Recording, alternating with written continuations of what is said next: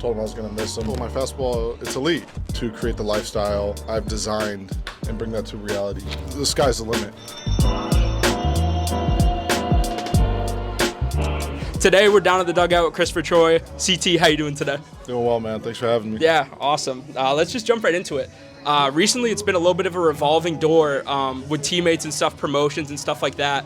What is that like for you with so many teammates coming and going? I mean, it's a part of the game. You know, it's nothing new. I mean, for me, it's just stay focused on what I know I need to get done, and as long as I can get those things done, then you know we make the most of what we have, and we go out every day wanting to compete. Yeah, because I mean, some of your boys though, I mean, Marcelo's gone. Like that's got to be tough, right? Because I mean, I see you guys posting on social media and stuff in the off season and stuff like that. During the season, doing some fun stuff like concerts, whatever it may be on your off days. So, I mean, that's got to be a little tough to lose some of your boys, though, right? Definitely. I mean, before they left, I just told them I was going to miss them. But it's added motivation, you know? Right. They're moving up, and I'm happy for them. And I know for me, it's okay. Stay focused on what I need to get done. That way I can go meet them.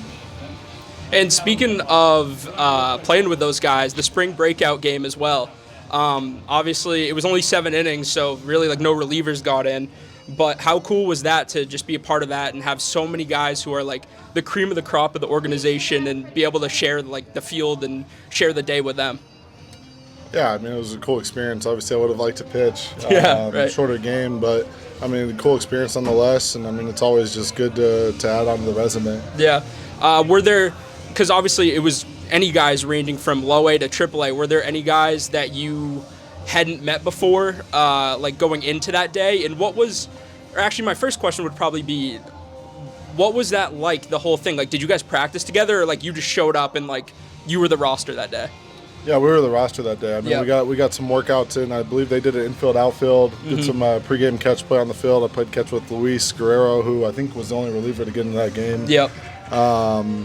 But it was just a cool experience to know that obviously to have the organization value you and to see the guys that they think of as a future. It's humbling, and it's forced me to keep the head down and keep grinding, bro. Right, and yeah, back to that original question.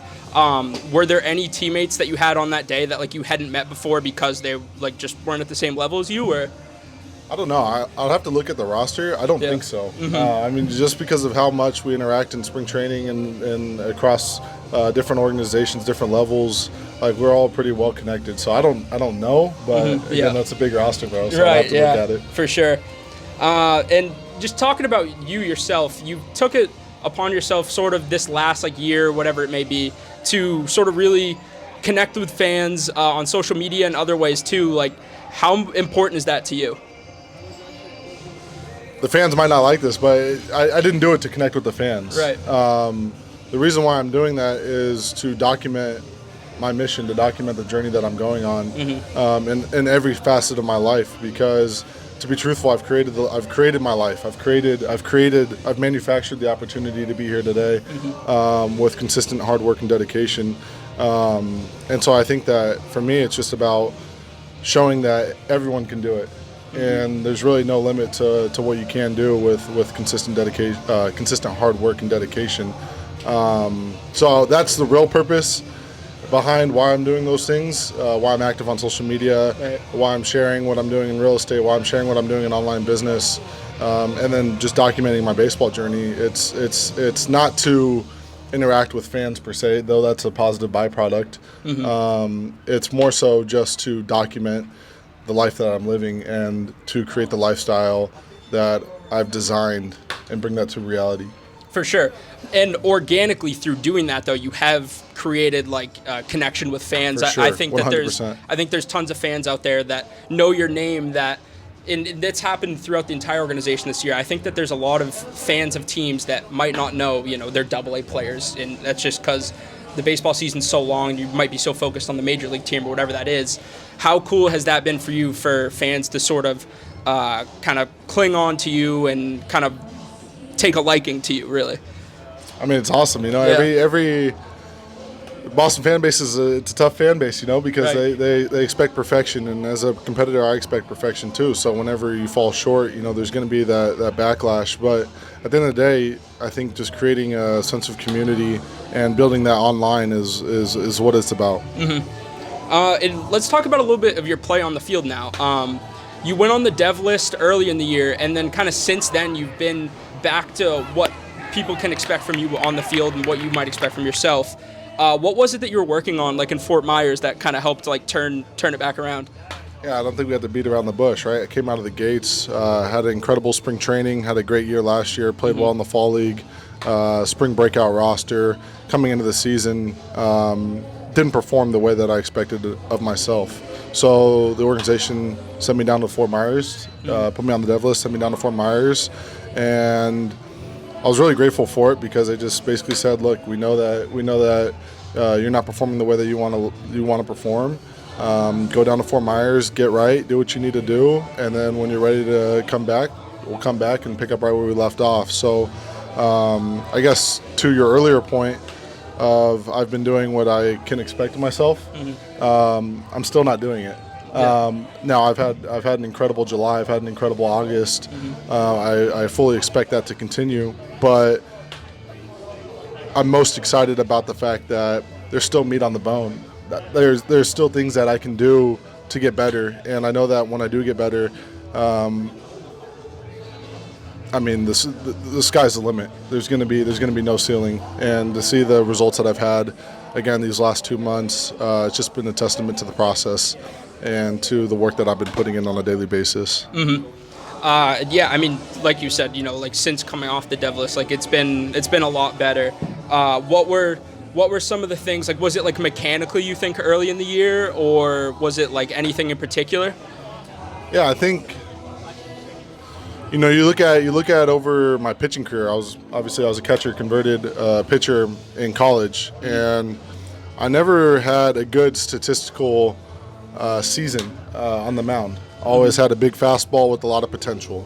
So last season for me was my breakout season, and I've never had that level of success on the mound before. So I think coming into this year, maybe putting too much pressure on myself that wasn't necessarily warranted, and understanding how to manage that pressure was probably for me what I would say was the biggest difference, the biggest learning experience. And you mentioned the fastball as well. That's something I wanted to ask you about. Is your fastball shape and your numbers are really solid. Is that something that like you look into as a player? Because I know there's some players that really like to dig into like the shape of their fastball and then like their overall performance numbers and stuff like that. Do you like to look at the numbers, or are you kind of like, they are what they are? I like to look at the numbers when they're good. Right, yeah. Who doesn't? But no, dude, I mean, to be truthful, my fastball, it's elite. It's I mean, it's 23, 24 plus inches of vert and 0 horizontal. Sometimes -1, sometimes 1, but for the most part, about 0 horizontal. So I look at the numbers, and it's just to make sure that I'm trending in the right direction, that the things that I'm working on a daily basis in my process are yielding the results that I want to see. So I'm keeping track of the numbers. I'm looking at them, and I'm using them to manufacture the process that I need in order to get to where I want to go. And let's talk about the rest of your pitch arsenal. What else are you throwing out there? A cutter. Yep.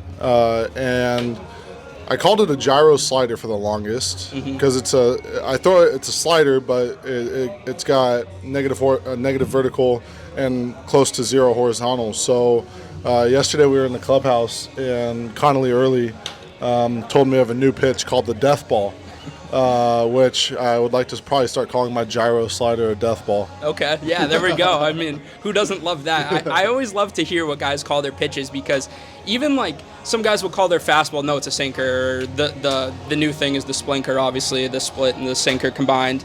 So that's always cool to hear. I want to get back a little bit to, you talked about how you converted from catcher to pitcher. Talk to me just about like that whole process, like what that was like. Yeah, it was. I was 18 years old, coming off the high school All-American game, with a little bit of an ego, big scholarship going into Santa Barbara, and one of my best friends today, he actually debuted a couple weeks ago. His name's Eric Yang. He's with the Reds, but he was a year older and a very good catcher. And so my coach Checkitz at Santa Barbara, when I was there, sat me down and said, "Hey, you're not gonna catch over this guy, but we think that you have an opportunity to help us coming out of the bullpen." and I was reluctant, and I told him that I was going to beat out Eric Yang, which in hindsight, never beat him out. Didn't get to play at all behind the dish my freshman year. I brought catcher's gear out to the Cape in 2019 when I went out there, but never caught. And then ever since Tommy John in 2019, been a pitcher ever since. Yeah. And also, I want to get back to remind me one thing. I saw something interesting about in your bio in your UC Santa Barbara days. But also, we talked to Hunter Dobbins about his recovery from TJ and stuff like that. How smooth did your recovery go? Mentally, it was an incredible learning experience. I lost my self-identity, and at 19, 20 years old, I didn't really know anything other than baseball. You know, my identity was almost entirely wrapped in being a baseball player, being a pitcher at the time. So the biggest, I guess, learning experience that has nothing to do with my physical, or it has nothing to do with the actual UCL, is probably figuring out who I am, discovering, creating who I want to be. And so that was my first big, I guess, identity crisis, you could probably call it, because you go a whole year without playing baseball. So it was tough for me from a mental perspective. But as far as the resources, the doctors, the physical therapy, the throwing programs, I mean, everything A to Z, Coach Checketts, Dr. Proctor, incredible staff, and I couldn't be happier. Mm-hmm. And when I spoke to Zach Penrod earlier this year as well, he talked about what the difference between finding what's sore and what's hurt, if that makes sense. Like, he was basically talking about the whole recovery process, and like that's just all so interesting in how it's becoming a lot more popular in the game today too. Yeah, I mean, first of all, Penrod's a good dude. We lived together beginning of the season before he got called up, and played in the fall league last year together, which was my first interaction with him, and I can't say enough good things about him. But he's spot on, bro. When he's talking about the difference between hurt and sore, it's like you come back from Tommy John, and you don't really know if you trust your UCL yet. You don't really know if you trust your arm yet to throw hard. And so there's going to be days that you're sore and you're thinking, did I just re-tear my UCL? You know, those are thoughts that cross your mind. Right. So deciphering between what's sore because you worked and it's good sore, versus this hurts and I need to take a step back is, I mean, that's the game today that we're playing. Right. We're in August now. You know, nobody's feeling 100%. Right. So this is my next question. This is what I want to get back to about your UC Santa Barbara bio, is I found that it said that your two favorite movies were Good Will Hunting and Shawshank Redemption. Is that still true? Yes. Okay, because Good Will Hunting, bro, one of my favorite movies of all time. Probably my favorite movie of all time. It's my favorite movie as well, for sure. Go. So that's why I found that so interesting. Putting you on the spot a little bit here, but what would you say your Mount Rushmore is of favorite movies? To be truthful, I don't really watch that many movies. I don't watch that much TV. Mount Rushmore. How many movies is that? How many faces are on? It's four. Shawshank Redemption, Good Will Hunting. I'll go with those two. I'll keep those in there. You could go with a TV series too if you want. Max Ferguson, when I was down in Fort Myers, actually got me on Game of Thrones. Okay. And about 2 weeks ago, I just finished Game of Thrones. Ooh, I really enjoyed that. Yep. I'll put that up there, and then I'll leave room open for a fourth. Okay, I like that. Leave it open. So I also want to ask you about your brothers, because they're some good athletes too. Talk a little bit about them. Yeah, my brother just finished the summer out in the Northwoods. He's going to be a senior at UC Santa Barbara. He's had a difficult road. Senior year of high school canceled with COVID. Freshman year at Santa Barbara City College canceled with COVID. Then the summer going into his sophomore year, he tore his UCL. So that's 3 years in a row, 3 seasons that he missed due to COVID and the torn UCL. Got into UC Santa Barbara academically, which is no small feat. So I'm proud of him for that. And then walked on this last fall at UC Santa Barbara. So I'm excited for what this season's going to bring to him. I know. I know he's going to be a big leaguer. Sometimes I think that he doesn't, but that's what big brothers are for. And then my youngest brother, Caden, he's 15. and he's wrestling, playing basketball, playing baseball, doing it all, enjoying his sophomore year of high school now. Crazy to think that. Yeah, for sure. And you mentioned your brothers, and I'm sure you spend plenty of your free time, checking in with them and enjoying their company. What are some of your hobbies during the season?